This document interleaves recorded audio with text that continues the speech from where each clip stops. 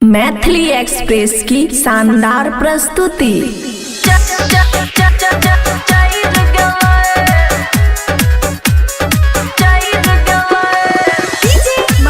Mix by ताज तन्हा।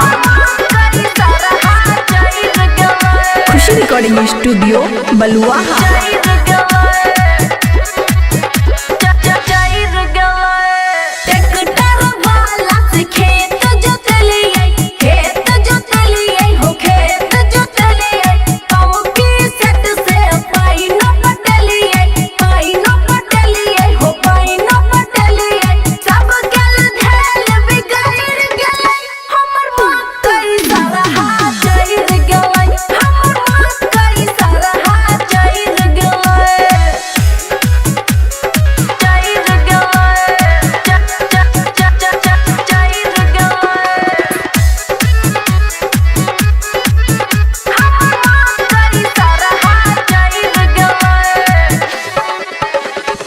खुशी recording studio बलुआहा।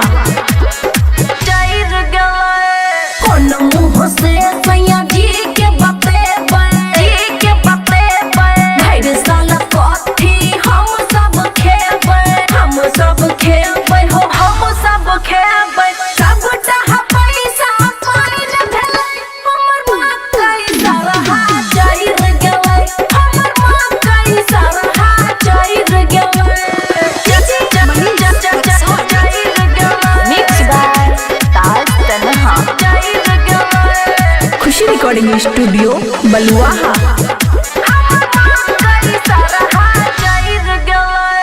बबुआ राहुल से लाके रुपैया के नेह रहिए हम खेत बटैया हो खेत बटैया। भीतर से मन हमर जाइर गेलै, हमर मां कई सारा हाथ जाइर गेलै, हमर मां कई सारा हाथ जाइर गेलै। खुशी रिकॉर्डिंग स्टूडियो बलुआहा।